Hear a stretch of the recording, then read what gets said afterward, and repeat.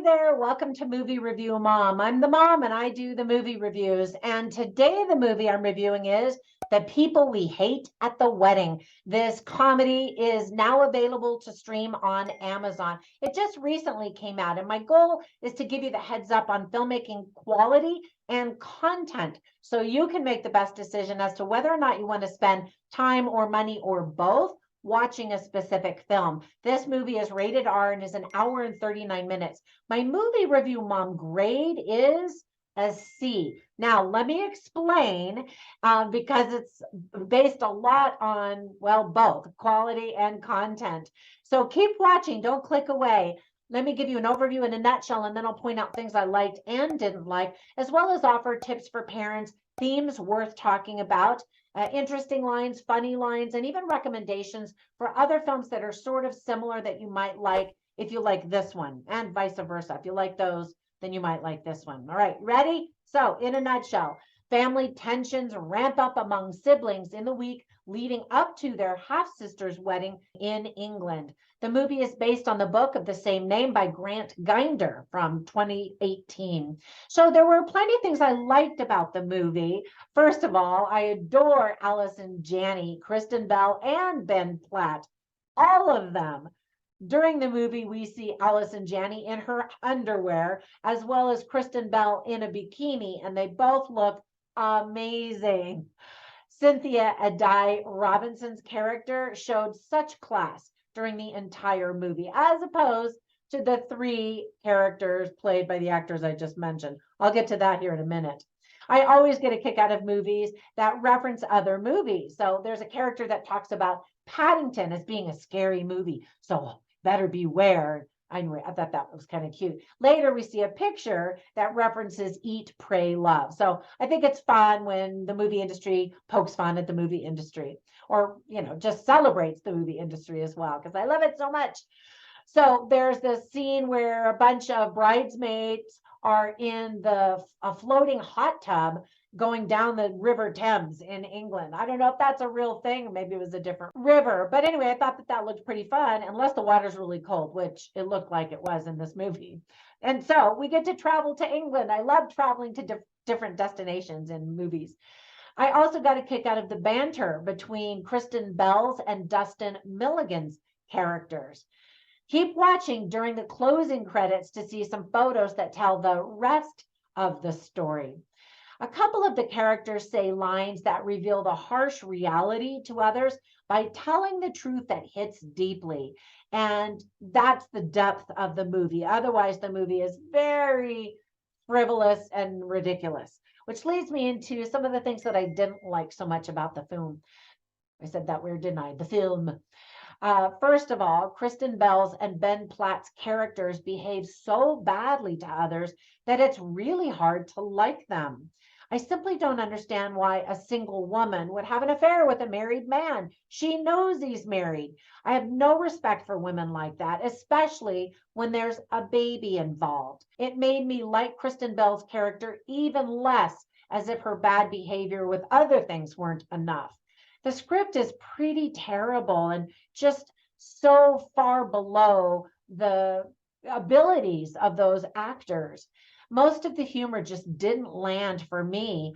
I never laughed once. Now, I know people who have seen this that thought it was really funny. So great. It just wasn't for me, I guess. And I was in a mood to laugh. I was actually really looking forward to seeing this movie.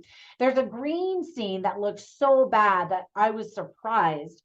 The movie itself is very predictable. And ultimately, how can you have a movie with Kristen Bell and Ben Platt and not have them sing? Come on, missed opportunity. They could have sung at the wedding or something, right? I mean, come on, if you like those two characters, you want to hear them sing. So let me give you some tips for parents. The movie is not appropriate for children. There is profanity, including many F-bombs, crude conversations, raunchy humor. We see a couple going at it in a closet at work. Clothes are on, but we see lots of movement, which is not appropriate for kids to watch. We see a gay couple in bed, and later we see the beginning of a gay threesome. And it's, stuff kids shouldn't be seeing as well. There's portrayal and talk of unmarried people in bed together, talk of open relationships. A woman has an affair with a married man, like I mentioned. Someone talks about eating a marijuana gummy several times. People get drunk many times, and there's even a fisty fight, a fisticuffs fight. Actually, more than one, now they think about it. Some of the themes that are illustrated well are family, sibling rivalry, forgiveness, and that's really the meat of the theme, communication, miscarriages, supporting others through difficult times and through good times. All right, so I always write down funny lines and interesting lines on my written review at moviereviewmom.com just to give you a taste of the movie and the script writing and humor. So here's one of the funny lines. You can see all of them on my written review at moviereviewmom.com. Okay, so one of the funny lines is spoken by Alice, who's played by Kristen Bell. And somebody brings her food and she kind of makes a big deal about it. And they're like, what's the deal? And she says, we've never tried food before and we are very excited. Anyway, I just thought that was kind of cute. And then later, Alice, again played by Kristen Bell, says another line. And she says, are we allowed to show this much emotion in the UK? And I laughed because I've been to the UK several times. And, the Brits have that reputation of a stiff upper lip. Anyway, so I thought that was kind of cute. And then one of the interesting lines is spoken by Donna, played by Allison Janney. She's the mom, the mother of the bride. And she says, I've spent too much time thinking of the past instead of thinking of all the good that's in front of me. And I loved that theme also. And that played throughout the movie as well. All right, so let me give you some recommendations for 3 films that I instantly thought of while I was watching this movie. The first one is Bridesmaids. Now, it is equally raunchy and yet also about forgiveness, friendship, family, wedding, marriage, communication, all that kind of stuff. But there are a lot of sexual scenes in that movie as well. So I'm thinking if you like one, you'll like the other. But then a little bit more classy of a movie about a wedding without all of the other sex stuff is Table 19, and it stars Anna Kendrick as well as other actors that you'll recognize. So anyway, check that one out. And then the last one is just a classic, Father of the Bride with Steve Martin from 1991. And so if you haven't seen that one, definitely check that out. It's kind of a comedy of errors leading into a wedding and a father, reluctantly giving his daughter away, and just that circle of life as we age and go through these big moments in life, like weddings and funerals and all that kind of stuff.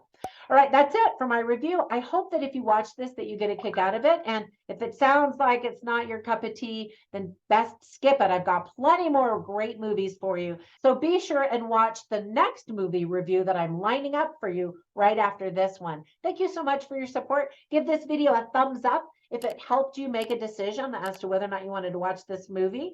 And comment down below. Let me know if there are other movies similar to this that you think are better. Have a fantastic day, and I will catch you in the next one. Bye for now.